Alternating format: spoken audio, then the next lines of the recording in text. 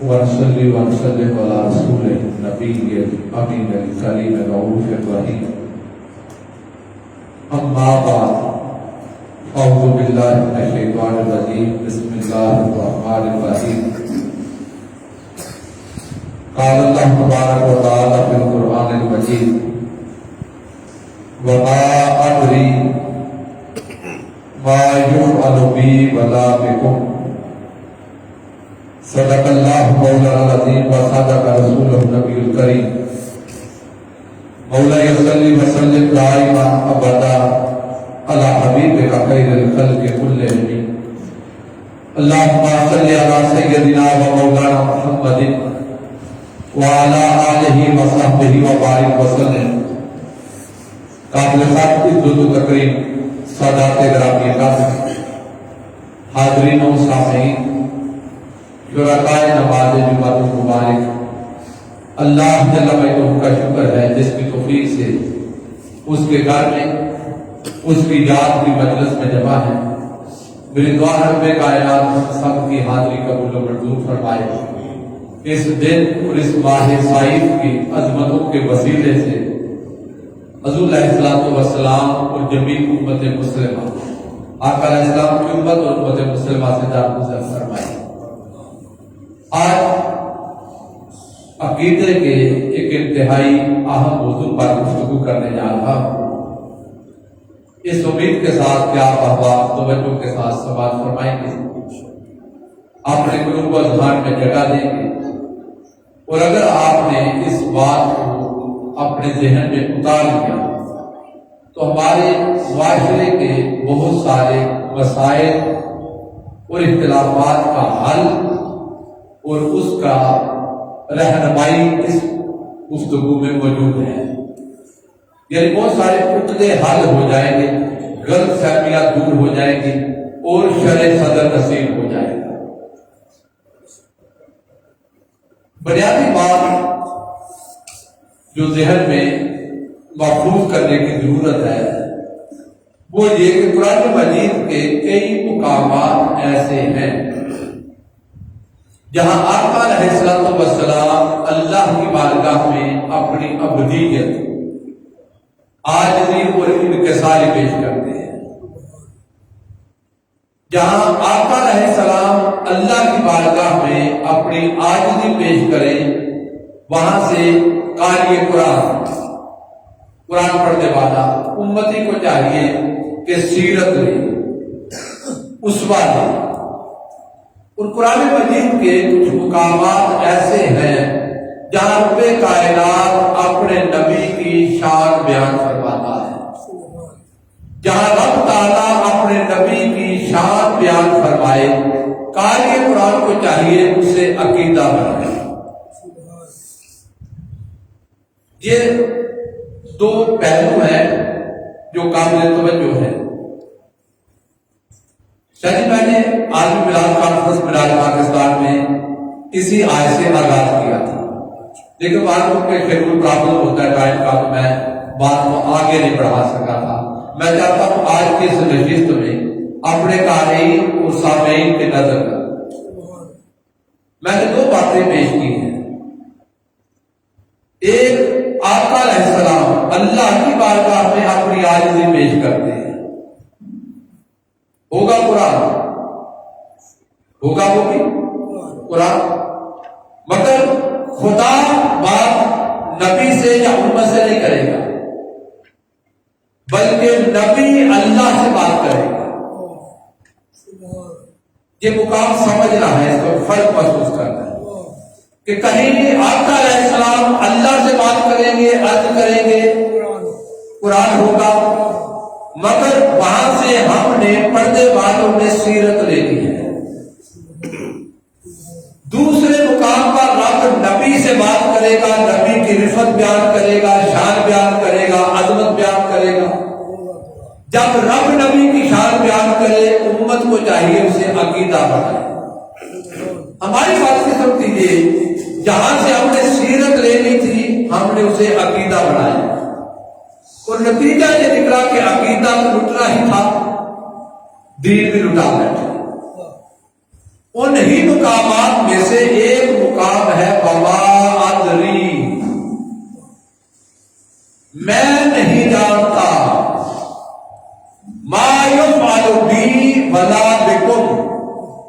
ما یفعل بی، میرے ساتھ کیا ہوگا برزخ میں، قبر میں، حشر میں، قیامت میں، مجھے نہیں پتا میرے ساتھ کیا ہوگا، ولا بکم، اور تمہیں کیا ہوگا، تمہارے ساتھ کیا ہوگا، نہ مجھے اپنا پتہ ہے نہ تمہارا پتہ ہے۔ اب اگر قرآن کی بندہ معرفت نہ رکھتا، صاحب قرآن کی شان اور قدر و منزلت کا افہام نہ رکھتا ہو تو قرآن پڑھ کے بھی کئی لوگ پھسل جاتے ہیں۔ اور خود قرآن کہتا ہے وَيُضِلُّ بِهِ كَثِيرًا وَيَهْدِي بِهِ، یہی قرآن ہے۔ ادھر والا پڑھتا ہے گمراہ ہو جاتا ہے، دوسرا پڑھتا ہے ہدایت پا جاتا ہے۔ تو سمجھنا یہ ہے قرآن میں جس سے ہدایت کی وجہ کیا ہے، جس سے قرآن پڑھ کے بھی گمراہی ملی، سبب کیا ہے؟ سبب معرفت مقام مصطفیٰ کا نہ ہونا۔ جب وہ نہ ہو تو بندہ ٹھوکر کھا جاتا ہے۔ اب آ جائے گا تو قرآن پڑھ کے آپ سے پوچھے گا بھائی آپ نے قرآن پڑھا؟ ہمارا کیونکہ قرآن سے واسطہ کم پڑھتا ہے، پڑھتے نہیں ہیں، عقائد کلیئر بھی ہوتے ہیں، تو کسی کی سن لیتے ہیں تو پھر ڈگمگاتے ہیں یار اس نے قرآن تو پڑھا ہے۔ مگر یاد رکھیں قرآن پڑھنا ہی کافی نہیں، قرآن سمجھنا بھی ضروری ہے۔ وہ آ جائے گا کہ دیکھو بھائی معاذ اللہ اقرار کر دے اگر متاح نظر کہ دیکھو بھائی قرآن کہہ رہا ہے، جس رسول کو معاذ اللہ اپنا نہیں پتا کیا ہونا ہے وہ تمہارا کیا کرے گا؟ اگر یہ سوچ پیدا ہو گئی لوگوں عقیدہ تو چھوٹی بات، دین بھی اجڑ گیا، دین بھی لٹ گیا۔ یاد رکھ لیں وما ادری، مجھے نہیں پتا کیا ہوگا، یہ رب نے نہیں فرمایا۔ جو بات میں دینا چاہتا ہوں کہ رب کائنات نے نہیں فرمایا کہ میرے مصطفیٰ تجھے نہیں پتا صلی اللہ علیہ وسلم کہ کیا ہوگا۔ یہ تو مقام میں ابدیت پر آقا علیہ السلام اللہ کی بارگاہ میں عرض کر رہے ہیں کہ میں بندہ ہوں، وہ مالک ہے، جو چاہے سلوک کرے۔ تو جب حضور کہیں وما ادری، شاید آ جائے خیر ہے، جب حضور کہیں نا وما ادری مجھے نہیں پتا، تو یہاں سے ہم نے سیرت لینی ہے۔ سیرت یہ لینی ہے کہ آقا علیہ الصلوۃ والسلام سارا دن دین کا ڈنکا بجائے، لوگوں کو دین پہنچائے، صحابہ اکرام کی تربیت فرمائے، دنیا بھر سے وفد آئے، مذاکرات ہوں، دین کا نور ان کو پہنچائے۔ رات آئے تو تھکا ہارا میرا رسول بستر پہ نہیں جاتا، مصلی پہ جاتا ہے، اور سارے دن کا تھکا ہوا ساری رات مصلی پہ، حتیٰ کہ قدم مبارک متورم ہو جائیں اور رب کو کہنا پڑے یا ایھا المزمل قم اللیل الا قلیلا، محبوب رات ساری کھڑا نہ ہوئے کر، کبھی آرام بھی کر لیا کر، تھوڑا سا کھڑا ہو جایا کر۔ تو جو محبوب سارا دن جہاد کرے، تبلیغ کرے، توحید پہنچائے، شریعت پہنچائے، رات مصلی پہ کھڑا ہو جائے، پھر بھی کہے مجھے نہیں پتا رب وہ ہے، میں بندہ ہوں، کیا سلوک کرے گا اس کی مرضی، تو اس کا مطلب امتی تجھے اپنی زندگی پر نظر ثانی کرنی چاہیے، گریبان میں جھانکنا چاہیے، اللہ کے حضور کھڑا ہونا چاہیے۔ وہ ساری رات کھڑا ہو کے کہتا اس کی مرضی۔ ہم نے تو رات کو کبھی کھڑا ہونا زندگیوں میں داخل ہی نہیں کیا، تو اس کا مطلب ہے یہاں سے سیرت لو، اپنے دن دیکھو، اپنی راتیں دیکھو، تو یہاں سے عاجزی لیں، سیرت لیں۔ اب آپ پوچھیں گے کہ عقیدہ کہاں سے لیں؟ تو عقیدہ لینا جب قرآن میں وہ مقام پڑھے کہ رب کیا کہتا ہے نبی کی شان، وبادری سے لینی ہے سیرت۔ اب عقیدہ لینا کہ رب کیا کہتا ہے، رب سے پوچھو تو رب کہتا ہے بلا سوف یعطیک ربک فترضی، میری بات سمجھے، بلا سوف یعطیک، وہ کہتا آدم سے قیامت تک ہر بندہ رب کو راضی کرے گا، ہر بندہ رب کو راضی کرے گا، وہ رب ہوگا جسے راضی کرے اسے مصطفیٰ کہتے ہیں۔ اب دو آیتوں کا فرق سمجھ آ گیا، عقیدہ سمجھ آ گیا۔ وبادری زبان مصطفیٰ بول رہی ہے، ولا سوف یعطیک زبان الوہیت بول رہی ہے۔ جب زبان ابدیت بولے وہاں سے سیرت لے، جب زبان روحیت بولے اسے عقیدہ بنائے، اسے وَلَا سَوْفَ يُعْطِيكَ رَبُّكَ، نبی کا رسول کیا ہر کوئی پکارے مولا تو راضی ہو جا، مولا تو راضی ہو جا، اور وہ قرآن کو گواہ بنا کے کہے مصطفیٰ میں تجھے راضی کروں، مصطفیٰ میں تو سمجھنا ہوگا یہاں سے عقیدہ لے جائے کہ رب مجھے اور آپ کو تو راضی نہیں کر رہا نا، تو جسے راضی کرے تو ہمارے جیسا کیسے ہو سکتا۔ اب آپ نے عقیدہ لینا تو میں ظہیر بھائی آپ کی نظر کرنے لگا ہوں تاکہ عقیدہ سمجھ آ جائے۔ عقیدہ لینا تو میں نے عرض کیا قرآن کا وہ مقام پڑھے جہاں رب نبی کی شان بیان کرے، جہاں رب نبی کی رب کو دیکھے شان کیسے بیان کرے تو کہتا عصا اے رب عصا کا ربوں کا مقام محمودہ، حبیب کریم تیرا رب تجھے مقام محمود پر فائز کروائے گا۔ اب مقام محمود کیا ہے؟ توجہ کرنا میری طرف ہاتھوں کے آواز والوں مقام محمود سمجھ آ جائے گا۔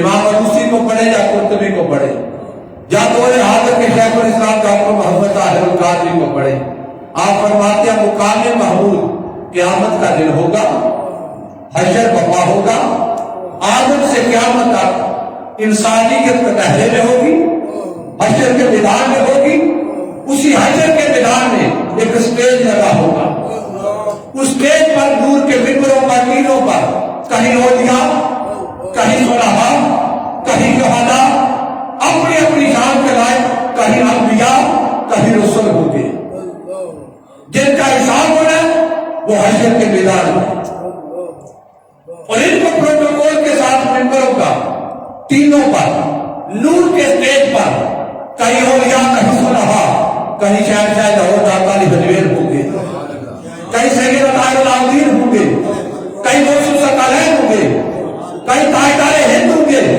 کہیں بابا فرید ہوں گے، کہیں بہادر شاہ عمر ہوں گے، کہیں تاجدار گولڑا ہوں گے، اور کہیں شہنشاہ بغداد ہوں گے۔ اب دیکھتے چلے جائیں نا، ان کے لیے ممبر لگے ہیں، سٹیج لگے ہیں، اور ہم ہوں گے کٹہرے میں، ہم اسے حشر کے میدان میں، اور پھر اولیاء صلحاء سے بڑا دیکھیں گے تو انبیاء اور رسل درجہ بدرجہ ہر کوئی اپنی شان کے لائق۔ اب یہ حشر کا میدان سج چکا، حشر کا میدان قیامت لگ چکی، بندے ساتھ اٹھا کر دیکھیں گے تو رب کائنات اپنی شان کے لائق اپنے عرش پر جلوہ کرو۔ اب توجہ رکھیے میری طرف، جن معاشرے کا نقشہ بن رہا ہے حشر کا، میں بتا رہا ہوں عقیدہ کہاں سے لینا ہے۔ آسائی نہ پڑ سکا ربوں کا مقام محمودہ، حشر ہے قیامت کا دن، ان کا ہونا حساب، اور ان کے لیے لگا ہوا سٹیج،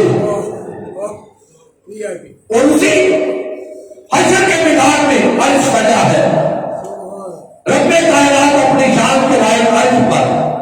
جب یہ حشر سج چکا، ہر کوئی اپنی جگہ پہ آ چکا، قیامت لگ چکی، اچانک میرے رسول کی سواری آئی،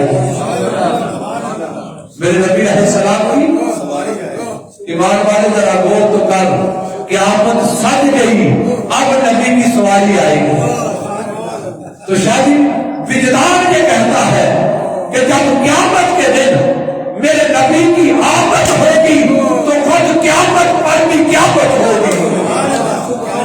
نعرہ تکبیر، نعرہ رسالت، نعرہ حیدری، شان مصطفیٰ، قیامت پر بھی حضور آ گئے نا۔ اب ہر نظر اٹھے گی، یہ کٹانے والے سوال ان سے ہونے ہیں، جواب ہونے ہیں، آواز ہونے ہیں نا، حساب ہونا ہے نا۔ اب ان کی نظر اٹھے گی مولا تیرا وہ محبوب آیا جن کے ڈرتے قرآن میں جاتا تھا، اب دیکھیے رب محبوب کو کہاں بٹھاتا ہے۔ اولیاء صلحاء نظر اٹھے گی، کہیں گے ہمارے آقا مولا آگے، انبیاء رسل دیکھیں گے تو کہیں گے مولا یہ تو وہی آ گیا جس کے صدقے ہمیں نبوت ملی تھی، جن کی نبوت کے پیغام ہم دیا کرتے تھے۔ آج دیکھتے ہیں رب کہاں بٹھاتا ہے محبوب کو۔ نبی سوچیں گے محمد بھی نبی ہے صلی اللہ علیہ وسلم تو ہمارے ساتھ بیٹھے گا نا، رسول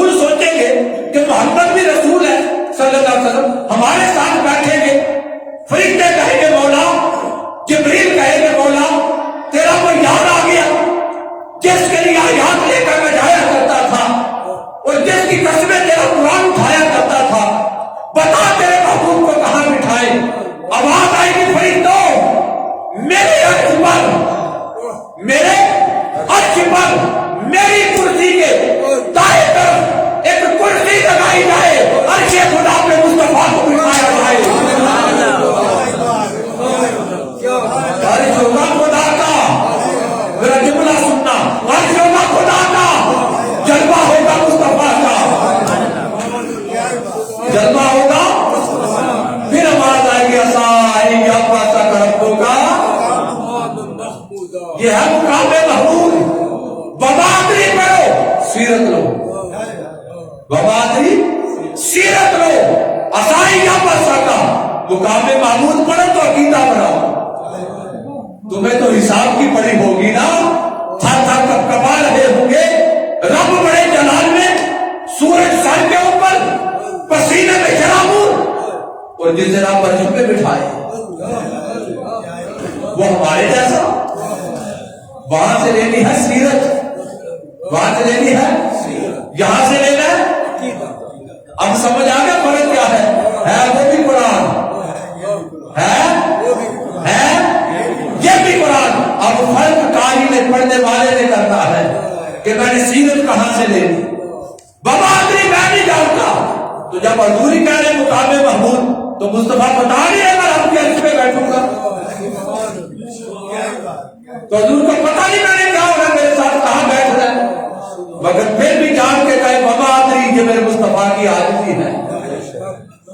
سب کچھ دیکھ کے جان کے بھی کہے ببادری، یہ نبی کی عاجزی ہے، اور مقام محمود رب کہے یہ مصطفیٰ کی شان کا اظہار ہے۔ اب سمجھ آگے بات کی فرق سمجھ آ گیا آیات کا۔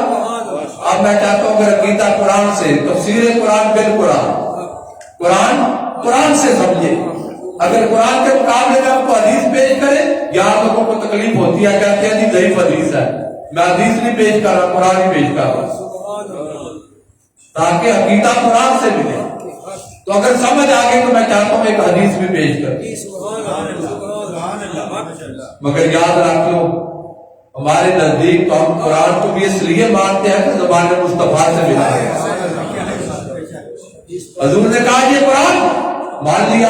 حضور نے فرمایا یہ حدیث، ہمیں کیا پتا تھا نہ قرآن کا نہ حدیث کا، ہمیں تو اعتماد آتا تیری زبان کا، ہم تو قرآن کو بھی حضور کا صدقہ مانتے ہیں۔ اور یاد رکھ لو ملال نہ ہوتا تو قرآن بھی نہ ہوتا۔ تو میں ایک حدیث پیش کرنے جا رہا ہوں، توجہ ہے۔ آقا علیہ السلام نے فرمایا جب جنت والوں کے لیے اذن جاری ہو جائے گا جنت میں داخلے کا، دوزخ والوں کو آرڈر مل گیا دوزخ میں جانے کا، ہر کوئی دوزخ کی طرف، جنتی چل پڑیں گے اپنے اپنے منزل کی طرف۔ جب اہل جنت پہنچیں گے دروازہ جنت پر، توجہ کرنا میرے نبی کی شان سمجھ آ جائے۔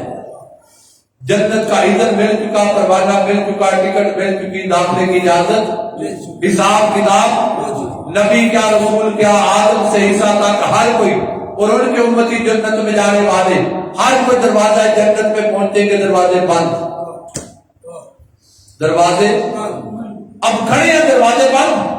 آقا علیہ السلام کو پیغام پہنچے گا یا رسول اللہ جنت میں جانے کا آرڈر مل گیا، ہر کوئی دروازے پہ کھڑا ہے، دروازے بند ہے، حضور تشریف لائیں گے۔ آقا علیہ السلام نے فرمایا دروازے پر دستک ہوگی، دروازے پر دستک ہوگی، بواب گیٹ کیپر دروازے والا پوچھے گا کون؟ فاقول والا محمد صلی اللہ علیہ وسلم، میں جواب دوں گا محمد۔ آقا علیہ السلام کے جملے پر توجہ کرنا میرے نبی کے فرمان پر، فرمایا میں جواب دوں گا محمد، فَيُفْتَحُ لِي، میرے لیے جنت کو کھول دیا جائے گا۔ میرے نبی کا کلمہ پڑھنے والے غور کر، جنت کے دروازے بند تھے، جنت ہے ایک نعمت، جنت ہے ایک انعام، جنت ہے ایک صلہ، میرے نبی کا نام گونجے گا، میرے نبی کے نام میں اتنی برکت ہے کہ نبی کا نام سنا جائے تو جنت کے دروازے کھول دیے جائیں۔ اگر اس نبی کا نام تو دنیا میں پکارے تو رحمت کے دروازے نہیں کھلیں گے، مگر شرط یہ ہے پکارنے والے وسیلی بن گیا، نام لینے والے وسیلی بن کر پکار، کے دریائے رحمت آج بھی چلوا دوا ہے. فرمایا میرا نام پوچھے گا میرے نبی کے اسم پاک میں اتنی برکت کہ اقول اور محمد، میں کہوں گا محمد، میرا نام سن کے جنت کے دروازے کھول دیے جائیں گے. آقا علیہ السلام نے فرمایا فَأَدْخُلَ الْجَنَّةَ، اب میں جنت میں داخل ہوں گا، جنت میں قدم رکھوں گا. کب کی بات ہو رہی ہے؟ بادشاہ نپٹ جانے کے بعد ہے نا. اچھا بھی ابھی تو اسلام کو 1500 سال ہوئے، ایسے ہی ہے 1500 سال ہوئے، ابھی قیامت تو آئی نہیں، 1500 سال تو گزر گئے. خدا جانے قیامت کب آئے. کسی کے پاس کوئی ترازو پیرامیٹر 1,500 سال تو ہو گیا، ٹھیک ہے. خدا جانے کتنے ہزار سال گزرے. مرنے والوں کی برزخ ہے، قبر والوں کی برزخ ہے، زندوں کی دنیا ہے. 1,500 سال گزر گیا اور ابھی خدا جانے قیامت ہزاروں سال گزرے، صدیاں گزرے، کچھ پتا. پھر آئے گی قیامت. جب آئے گی نا قیامت تو آقا علیہ السلام نے فرمایا قیامت کا ایک ایک دن دنیا کے 50,000 سال کے برابر. ایسے ہی ہے. دنیا کا 50,000، قیامت کا 1500 سال گزر چکا. اس کا مطلب ابھی تو خدا جانے ہزاروں سال ہمارے بعد کتنی نسلیں آئے. پھر آئے قیامت اور اس کا ایک ایک دن تمہارے ہزاروں سالوں جیسا. پھر تم جاؤ گے اعمال کھلنے کے بعد، دوزخ والے جنت والے. اب جنت میں جائیں گے جنت والے تو دروازہ ہوگا. پھر میرے آقا علیہ السلام تشریف لائیں گے، پھر حضور جنت میں قدم رکھیں گے. اس کا مطلب یہ ہے کہ انتوں کے اعمال والوں، جو کچھ انسانیت نے 1000 سال کے بعد دیکھنا ہے، میرا مصطفیٰ مدینے میں بتا رہا ہے. ٹھیک ہے یہ بات. اور جب میرا رسول مدینے میں بیٹھ کے بتائے 1000 سال بعد کی خبریں، پھر بھی پوچھتا مما ادری، پھر بھی کہتا میں نہیں جانتا. اگر جانتا نہیں تو بتا کیسے رہا ہے. مگر مما ادری سیرت، سب کچھ جان کے بھی کہتا مجھے مالک کا مرضی اس کی، میں تو بندہ ہوں. اس کا مطلب ہے ادھر سے زبان ابدیت بولتی ہے مجھے کچھ نہیں پتا، ادھر سے زبان الوہیت بولتی ہے سب کچھ میرا مصطفیٰ جانتا ہے. ادھر سے زبان ابدیت بولتی ہے مجھے نہیں پتا میرے ساتھ کیا ہوگا. ادھر زبان الوہیت بولتی ہے مصطفیٰ ہوگا کیا. تو جس کی شفاعت کرتا جائے گا نہ پڑھتا جائے گا. وفادری مجھے نہیں پتا. فاتح الجنہ، میں جنت میں داخل ہوں گا، میں جنت میں قدم رکھوں گا. جنت میں فاجد الجبار، میں سامنے دیکھوں گا کائنات کا رب جلوہ.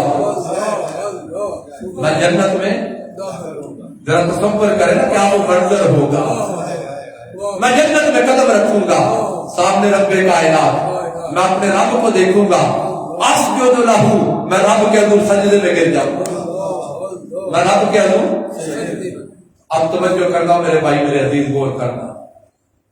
جب حضور جائیں گے نا سجدے میں، ہو سکتا ہے کوئی خشک ملا حدیث پڑھ کے آ جائے اور پڑھانے لگ جائے بھی تم نے حدیث پڑھی. آپ کہیں جی پڑھائیں. کہا دیکھو نبی سجدہ کر رہا ہے. تو بھئی نبی تو سجدہ کرے گا، اس لیے کہ ابدیت کا کمال سجدہ ہے.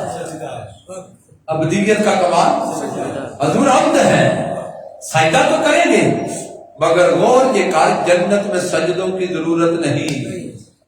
جنت میں سجدوں کی ضرورت اس دنیا میں ہے. کمائی یہاں کر دیا وہ تو جزا ہے، وہاں تو نعمت ملنی ہے، بدلہ ملنا ہے. جب نبی جنت میں بھی سجدہ کرے، امتی یہاں سے سیرت لے کہ نبی جنت میں سجدہ نہ چھوڑے، تو نے دنیا میں چھوڑ دیے. وہاں سجدوں کی حاجت اور ضرورت نہیں، مگر نبی وہاں جا کر بھی سجدہ کرے. اور یہ کلمہ پڑھنے والا امتی کیسا دنیا میں سجدے چھوڑ گیا. اور راتوں کو سجدہ کون کرے، ہم نے تو دن کے سجدے بھی چھوڑ دیے۔ ایک بزرگ گزرے، ان سے کسی نے پوچھا قبر میں بڑا اندھیرا ہے، کوئی عمل بتائیں کہ قبر میں نور مل جائے۔ قبر میں ہر مومن گناہگار بھی ہو نا، نافرمان بھی ہو، کبھی قبر یاد آ جائے تو کہتا مولا قبر روشن کر دے، حسرت ہوتی ہے نا، مگر یاد رکھ لو قبر میں کوئی نور نہیں، قبر میں اندھیرا ہی اندھیرا بابا۔ جس میں نور لینا ہے قبر میں وہ اس دنیا سے لے کے جائے، وہاں جا کر کوئی نور نہیں ملنا، اپنا نور اس دنیا میں اکٹھا کرو۔ اور پتہ نور کہاں سے ملے گا؟ بزرگ سے کسی نے پوچھا حضرت قبر میں بڑا اندھیرا، بڑی تاریکی، کوئی عمل تو بتا دیں۔ فرمایا فوجدناہ فی صلاۃ اللیل، قبر کا نور روشنی چاہیے تو رات کو اللہ کے حضور سجدہ کیا، صلاۃ اللیل تہجد کی نماز، رات کی نماز، رات کے سجدے، رات کے سجدے بندے کی قبر روشن کرتے ہیں۔ اور یاد رکھو رات کے سجدے قبر بھی روشن کرتے ہیں، رات کے سجدے سینہ بھی روشن کرتے ہیں۔ اور رات ہمیں اٹھنا نصیب نہ ہو اور صبح بڑھ کے مارے کہ قبر روشن ہو جائے، یہ دیوانگی ہے۔ یہ اس نے تو رات کے سجدوں کے بغیر ولیوں کو نہیں دیا، ہمیں کہاں سے دے؟ اس سے بڑھ کر کیا چاہیے کہ اس کے نبی راتوں کو کھڑے ہوتے ہیں اس کی بارگاہ میں تاکہ امت کو اسوہ ملے۔ تو بھائی سجدوں، رات کے سجدے تمہارے دل کے روشنی بڑھاتے ہیں، تمہارے سینے کا نور بڑھاتے ہیں، تمہاری قبر کا نور بڑھاتے ہیں۔ اور حضور ساری ساری رات سجدے میں گزارے، اور سیدہ کائنات کا سجدہ نہ بھولنا، ایک ایک رات میں پوری پوری رات گزر جائے۔ جب ان لوگوں کا حال یہ ہے تو پھر غلط فہمی سے نکلنا ہوگا، دھوکے سے، پھر زندگیوں میں سجدے۔ حضور شیخ الاسلام فرماتے ہیں، حضرت واصف علی واصف کا نام سنا ہے؟ ایک صوفی دانشور گزرے، ان کا ایک جملہ آ گیا کرنے لگا، اگر سمجھ آ جائے تو توجہ کرنا۔ ہم جاتے ہیں بزرگوں کے پاس، حضرت کو طویل بنا دے، پریشانی آ گئی، ایک واصف سے طویل لے جاؤ۔ واصف کہتے ہیں رات کے سجدے، رات کے سجدے دن کے طوفانوں کا رخ موڑ دیتے ہیں۔ جب پریشانیاں، دکھ، تکالیف، مصیبتیں گھیر لیں تو یاد رکھو ان کا سب سے بڑا علاج سجدہ ہے۔ ہم دنیا کی تدبیریں کرتے ہیں مگر اللہ رسول کی اطاعت کی تدبیر۔ حضور شیخ الاسلام فرماتے ہیں رات کے سجدے میں اتنی طاقت ہے کہ جو ساری رات اللہ کے حضور سجدے میں گر جائے، جھک جائے، دن کی روشنی میں رب اس سر کو مخلوق کے سامنے جھکنے نہیں دیتا۔ جب بزرگوں کے کیوں جا کر قدم چومتے ہو، ہاتھ چومتے ہو، عزتیں دیتے ہو اور ان کے سامنے جھکتے ہو؟ کس لیے؟ جو رب کے سامنے جھک جائے مخلوق اس کے سامنے جھک جاتی ہے۔ تو میرے عزیز زندگیوں میں سجدے لاؤ، راتوں کے سجدے لازم کرو۔ نہیں اٹھا جاتا رات کو، سونے سے پہلے وضو کر کے 2 نفل پڑھ کے سو، بولا کمزور نہیں اٹھ سکتا رات کو۔ وہ حضرت امام احمد بن حنبل رحمہ اللہ تعالیٰ ہے، فقہ کے امام ہے نا ہمارے، ان کا جو گھر تھا نا، رات گرمیوں میں چھت پر آرام کرتے، جو ساتھ والا گھر تھا نا احمد بن حنبل کے ہمسائے کا، وہ ایک لوہار کا تھا۔ کس کا؟ اب حضرت امام احمد بن حنبل سالانہ لوگوں کو قرآن پڑھاتے، دین سکھاتے، فقہ سمجھاتے، اللہ رسول کا دین پہنچاتے، تلاوہ پڑھتے، تلافظہ پڑھتے، مخلوق مسائل سیکھتی۔ رات ہوتی تو آپ گھر کے کام کاج، مکتب کے کام کاج، طلبہ، اساتذہ، انتظامیہ، ان سے کنارہ کش ہو کر چھت پہ مصلی بچھاتے اور پوری رات اپنے رب کی عبادت میں گزارتے۔ یہ جو ساتھ والا چھت تھا نا مسائے کا لوہار کا، یہ سارا دن بیچارہ لوہا کوٹتا، مشقت کرتا، مزدوری کرتا، جب کبھی رات کو سائڈ چینج کرتا، پاسا پلٹتا، کروٹ لیتا، آنکھ کھلتی تو دیکھتا اس کی نظر پڑتی احمد بن حنبل اللہ کے حضور کھڑا ہو۔ کبھی رات آنکھ کھلتی دیکھتا احمد بن حنبل سجدے میں رکوع میں ہوتا، کبھی تلاوت کی آواز، کبھی اللہ اللہ صدائیں آتی۔ یہ لوہار ایک ٹھنڈی آنکھ بھرتا، کہتا اللہ مجھے معاف کر دینا، میرے دل کے کام بڑے سخت ہیں، ہتھوڑا چلانا پڑتا ہے، مشقت کرنی پڑتی ہے، اگر میرا کام آسان ہوتا تو میں بھی رات کو اٹھ کر مصلے پہ آتا، احمد بن حنبل کی طرح میں بھی تجھے مناتا، مجھے معاف کر دینا، میرے اللہ میرے بچے بڑے ہیں، ایام داری زیادہ ہے، میں رات اٹھ نہیں سکتا، اگر نیند پوری نہ کروں، جسم کو راحت نہ ملے، اگلا دن کام نہیں ہوتا مجھ سے، مجھے معاف کر دینا۔ کہ لوہار اللہ کے حضور رو پڑتا، احمد بن حنبل کو دیکھ کر کہ کاش میں بھی اپنے مولا کو مناتا۔ جب اس لوہار کا وصال ہوا، مرنے کے بعد کسی نے خواب میں دیکھا، پوچھا لوہار سے تیرا کیا بنا؟ اس نے کہا رب نے معاف کر دیا، رب نے معاف کر دیا، اور کرم یہ کیا جنت میں مجھے درجہ بھی وہ دیا جو احمد بن حنبل کو دیا، مجھے مقام مرتبہ درجہ بھی وہ دیا جو حضرت احمد بن حنبل کو دیا تھا۔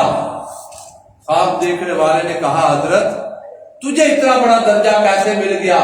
اس نے تو ساری زندگی لوگوں کو دین پڑھایا تھا، شریعت پہنچائی تھی، مسائل فقہ سکھائے تھے، 70 سال کے احمد بن حنبل نے قرآن کے مسئلے پر اتنے کوڑے کھائے کہ پشت قیمہ بن گئی تھی، بڑھاپے میں کوڑے کھائے، تو اس کو درجہ ملا، سمجھ آتا ہے، تجھے درجہ کیسے مل گیا؟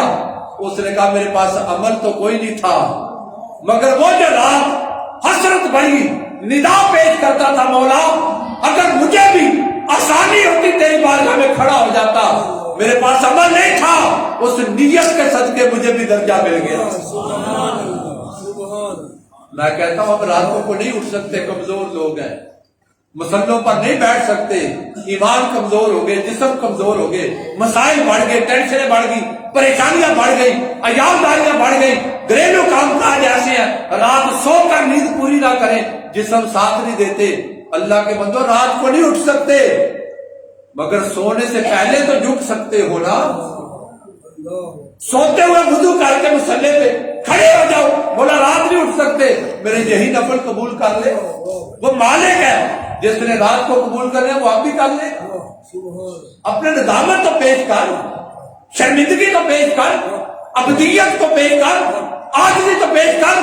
تو میں عرض کر رہا ہوں میرے مصطفیٰ کے میلاد کے جشن منانے والوں، مصطفیٰ کے سجدے بھی دیکھو، زندگیوں میں سجدے بھی لاؤ۔ میرے آقا علیہ السلام نے فرمایا میں جنت میں داخل ہوں گا، سامنے دیکھوں گا میرا رب، واجد الجبار، سامنے میرا رب ہوگا، اسجد لہو، میں سجدے میں گر جاؤں گا۔ اب کوئی کہے گا دیکھو حضور سجدہ کر رہے ہیں، ارے نادان یہ دیکھنے کا مقام نہیں کہ حضور سجدہ کر رہے ہیں، سوال یہ ہے جس رب نے اپنی عرش پہ بیٹھ کر جنت اور دوزخ کے فیصلے کیے وہ رب جنت میں آیا کیوں؟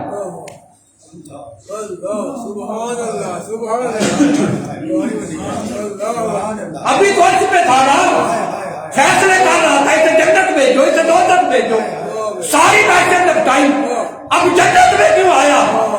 تو میرے رسول نے مسئلہ حل کر دیا، فرمایا فاجد الجبار مستقبلی، میں دیکھوں گا میرا رب میرے استقبال کو آیا ہے، میرا رب میرے استقبال کو آیا ہے۔ جب میں رب کا یہ کرم دیکھوں گا کہ رب ہو کر اپنے محبوب کے استقبال کے لیے آیا، حضور نے فرمایا میں سجدے میں گر جاؤں گا۔ نعرہ تکبیر، نعرہ رسالت، نعرہ حیدر، واجد الجبار مستقبلی، میں دیکھوں گا رب نے اتنا کرم کیا کہ محبوب جنت میں آ رہا ہے، تو رب نے کہا فرشتوں نہیں، سارے نبیوں کا استقبال تم کرنا، ولیوں کا استقبال تم کرنا، آج میرا محبوب آ رہا ہے میں خود لینے جاؤں گا۔ تو جب رب کا یہ کرم دیکھوں گا کہ میرا رب میرے استقبال کو آیا، تو حضور نے فرمایا میں سجدے میں گر جاؤں۔ جب نبی کا سجدہ دیکھے سیرت لی، نبی کا سجدہ دیکھے، جب رب استقبال کرے عقیدہ لی۔ تیرے استقبال کو نہیں آیا نا، نبی کی عظمت کو سمجھو۔ اگر یہ آیت آپ کی سمجھ آ گئی وما ادری، تو میں چاہتا ہوں آج کے اس نشست میں ایک اور آیت پیش کریں تاکہ عقیدہ کلیئر ہو جائے۔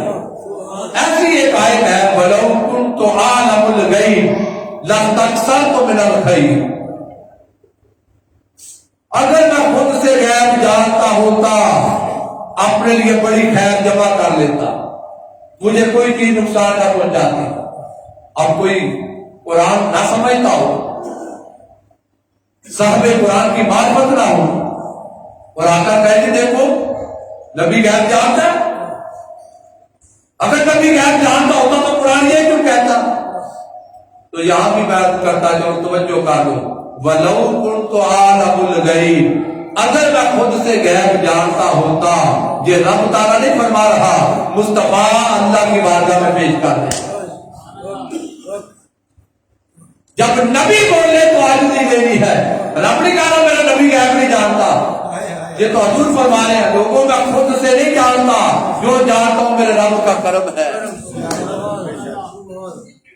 تو سب کچھ جان کے بھی جب نبی کہے میں خود سے نہیں جانتا، جہاں سے سیرت عاجزی لی۔ اور تو دو کتابیں پڑھ دے تو رکتا نہیں ہے، جگہ جگہ مناظرے شروع کر دیتا ہے۔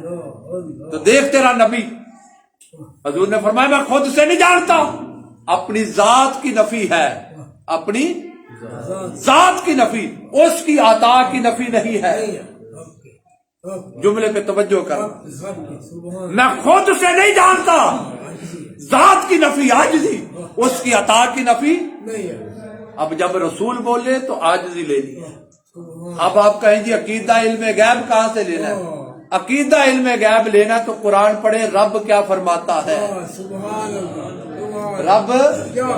رب سے پوچھے تو رب کہتا ہے وما ہوا علی الغیب بدلیل، لوگوں تم نے جو پوچھنا ہو میرے مصطفیٰ سے پوچھ لیا کرو، میرا نبی غیب بتانے میں بخل نہیں کرتا۔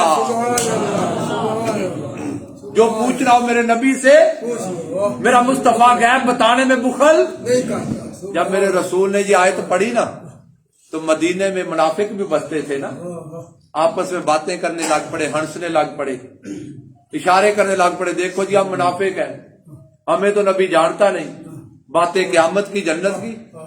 آج تک میرے نبی نے پردے ڈال رکھے تھے،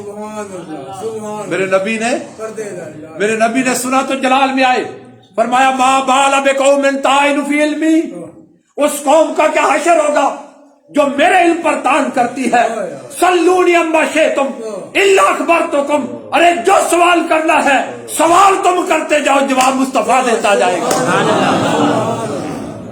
جو پوچھنا پوچھو، کرو سوال مجھ سے۔ میرے نبی نے ممبر لگوا دیا، مسجد نبوی سج گئی، فرمایا جو سوال کرنا سوال کرو۔ پھر میرے نبی نے ایک ایک کو اٹھایا، فرمایا اخرج من مسجدی انت منافق، اخرج من مسجدی انت منافق، فاخرج من مسجدی انت منافق، بدبخت نکل میری مسجد سے تو منافق ہے، نکل میری مسجد سے تو منافق ہے۔ صحابہ کہتے ہیں ایک ایک کا نام لے کر مصطفیٰ نے مسجد سے نکالا، اور ہم دیکھتے تھے اس دن جو چہرہ چھپا کے بھاگتے جاتے تھے کوئی دیکھ نہ لے۔ آج تک تو میرے نبی نے پردے ڈالے تھے، نکالے میرے نبی نے، فرمایا جو پوچھنا پوچھو۔ بڑی مسجد میں ایک کھڑا ہوا، کہنے لگا اللہ کے نبی ایک سوال ہے میرا۔ حضور نے فرمایا پوچھ۔ کہنے لگا اینا مقامی، اینا مقامی، اللہ کے نبی بتائے میرا ٹھکانہ کیا ہے، مرنے کے بعد جاؤں گا کہاں؟ یہ سینکڑوں لوگ بیٹھے ہیں، کون بتائے کہاں جائے گا مرنے کے بعد؟ حضور نے فرمایا سارا دن بندہ مومن ہوتا ہے، شام کو ایسا کام کرتا ہے کفر کر جاتا ہے، ساری رات ایمان پر، ادھر دن طلوع ہوتا ہے کفر کر جاتا ہے۔ اب کون بتائے کہ آج کا نماز پڑھنے والے کا کل حشر کیا ہوگا؟ مرتے ہوئے ایمان بھی لے جاتا ہے یا نہیں؟ اور بزرگ فرماتے ہیں ہر لمحہ ایمان کی سلامتی مانگا، اور آج تو زمانہ ہی قیامت کا روپ چڑھا ہوا ہے۔ تو کون بتائے مرنے کے بعد ٹھکانہ؟ اگر اللہ نہ بتائے تو، بندے کو نہ پتا ہو، علم غیب نہیں ہو تو نبی کیسے بتائے گا؟ اس نے پوچھا اینا مدخلی، میرا ٹھکانہ کیا ہوگا؟ کون جواب دے؟ ہے کوئی مائی کا لال کائنات میں جو بتائے مرنے کے بعد ٹھکانہ؟ ایک میدان جنگ ہے، کافر اور مسلمان آمنے سامنے. ایک کافر گھوڑے پہ لڑتا لڑتا مسلمانوں کے خلاف لڑتا لڑتا میرے نبی کے سامنے آ گیا. ہے کافر، لڑتا ہوا آیا، میدان جنگ میں آیا، میرے نبی کا چہرہ دیکھا، دل ہار گیا. چہرہ دیکھا میرے نبی کا، دل. اس نے میرے نبی کو دیکھا، کہنے لگا محمد صلی اللہ علیہ وسلم اگر کلمہ پڑھوں کیا ملے گا؟ میرے نبی نے فرمایا جنت. ذرا غور تو کر میرے نبی کے چہرے کا عالم کیا ہوگا. میں نے عرض کیا تھا نا، احمد بن حنبل امام اعظم کے شاگرد، امام محمد امام اعظم ابو حنیفہ کے شاگرد، گھوڑے پہ جا رہے تھے، اتنا حسن تھا اللہ نے دیا ہوا. کافر دوڑتا آیا، کہنے لگا امام محمد ذرا رکنا. فرمایا کیا بات ہے؟ کہنے لگا اپنے نبی کا کلمہ پڑھا دے. کلمہ پڑھ کے کافر مسلمان ہو کے چل پڑا. کسی نے پوچھا یار تو نے کلمہ کیوں پڑھا؟ مسلمانوں کی کوئی خوبی دیکھی ہے؟ اسلام کا کوئی کمال دیکھا؟ اس نے کہا کچھ نہیں دیکھا. کہا کلمہ کیوں پڑھا؟ کہنے لگا امام محمد کو دیکھا. امام محمد کو دیکھا. پوچھا امام محمد میں کیا دیکھا؟ کہا میں نے یہ دیکھا جن کا چھوٹا محمد اتنا خوبصورت ہے، ان کا بڑا کیسا ہوگا.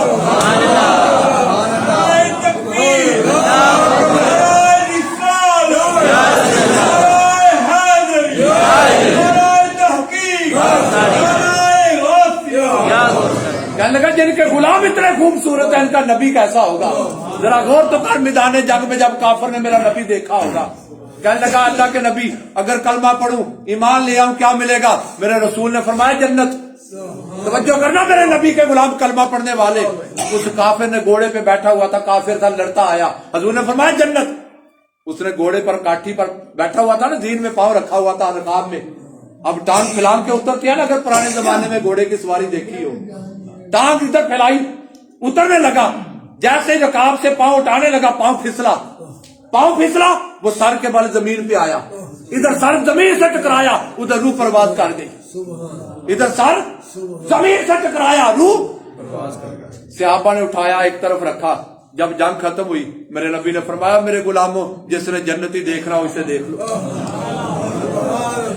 اب میں ایک سوال کرنے لگا وقتوں کے بان والو، 1 منٹ مرنے سے پہلے کافر تھا نا میدان جنگ میں، چھوٹا موٹا کافر بھی نہیں. خدا جانے کتنے مسلمانوں کو نقصان پہنچایا ہوگا، کتنا نقصان پہنچایا ہوگا. آخری لمحہ آ گیا، ادھر موت آ گئی، ادھر میرے نبی کا چہرہ آ گیا. ایک لمحہ روکوں گا جہاں اگر توجہ ہو. وہ کافر تھا نا، اس نے پوچھا کیا ملے گا؟ حضور نے فرمایا یہی پوچھا تھا نا کیا ملے گا؟ میرے نبی نے فرمایا. اس زمانے میں کافروں کا بھی عقیدہ تھا کہ نبی جو چاہے دے سکتا ہے. کافر ہو کر 1 منٹ نہیں سوچا کہ نبی دے بھی سکتا ہے یا نہیں. اس کا مطلب کافر بھی جانتے تھے نبی اتنا طاقتور ہوتا ہے، مختار کل ہوتا ہے، رب کی عطا سے جو چاہے دے سکتے. اور آج کلمہ پڑھ کے بھی کہتا ہے پتہ نہیں نبی دے سکتا ہے یا نہیں دے سکتا. وہ کافروں سے عقیدہ سیکھ لیا جاتا. حضور نے فرمایا جنت. اس نے ایک لمحہ نہیں سوچا نبی دے سکتا یا نہیں، نیچے اترنے لگا، ادھر موت آ گئی. تو میرے عزیز میں سوال یہ کرنا چاہتا ہوں، اس نے تو وضو بھی نہیں کیا، غسل بھی نہیں کیا، کوئی نماز بھی نہیں پڑھی، کچھ بھی نہیں کیا، مگر لے گیا جنت. اور چھوٹا موٹا درجہ نہیں صحابیت کا. تو میرا سوال یہ ہے 1 منٹ پہلے کہا تھا دوزخ میں، کفر میں، ادھر موت آئی، ادھر میرے نبی کا جلوہ آیا. تو اب کون بتائے اس کافر کا مرنے کے بعد ٹھکانہ کیا ہوگا؟ میری بات سمجھے آپ؟ اس نے بڑی مجلس میں پوچھا این مدخلی، اے محمد بتاؤ میرا ٹھکانہ کیا ہے.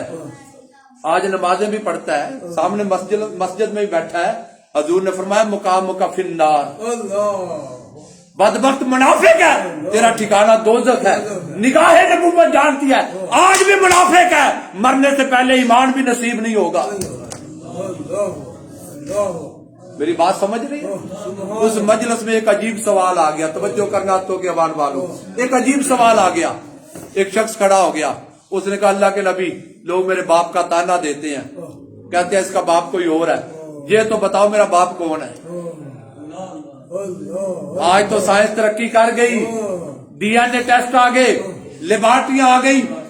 اللہ نہ کرے کبھی حادثہ ہو جائے نا ٹرین کا جہاز کا، لاشیں مشق ہو جاتی ہیں، پہچانی نہیں جاتی. وہ रसा डेड बॉडी लेने जाते हैं, हमारी डेड बॉडी दें, पहचान ही नहीं होती ये कौन है। उस वक्त डेड बॉडी के जरासीम मिलाए जाते हैं, फैमिली मैचिंग की जाती है कि मैच करते हैं। आज तो 1500 साल बाद साइंस तरक्की कर गई। 14 सदियां पहले कौन सी साइंस थी, कौन सी लेबॉर्ट्री। और ये तो माँ बाप का पर्दे का मामला, बाप से ज्यादा माँ जाने कि किसका नुत्फा है। उसने बड़ी मजलिस में पूछा, इसका मतलब उनका अकीदा ये था कि नबी उम्मती को नुत्फे से जानता है। इसलिए तो पूछा मेरा बाप कौन, मेरा ठिकाना क्या। इसलिए बुजुर्ग कहते हैं आलम अरवाह से लेकर जन्नत जाने तक नबी अपने गुलामों को पहचान। हजूर ने बताया अबू का हुज़ाफा, तो हुज़ाफा का नुत्फा है, तो नबी तो नुत्फे भी बता रहा। नबी तो जन्नत दोज़ख जाने के मरहले भी बता रहा है। लोगों हमने तो अशरा मुबशरा पढ़े ना, 10 सहाबा जिनको हजूर ने फरमाया जन्नत की खुशखबरी। 60 से ज्यादा सहाबा है कुतबे हदीस में जिनको मेरे रसूल ने फरमाया अंता फिल जन्ना, अबू बकर फिल जन्ना, उमर फिल जन्ना, तलहा फिल जन्ना, उस्मान फिल जन्ना, अली फिल जन्ना, बिलाल फिल जन्ना। 60 सहाबा है जिनको मेरे नबी ने जन्नत की खबरें सुनाई।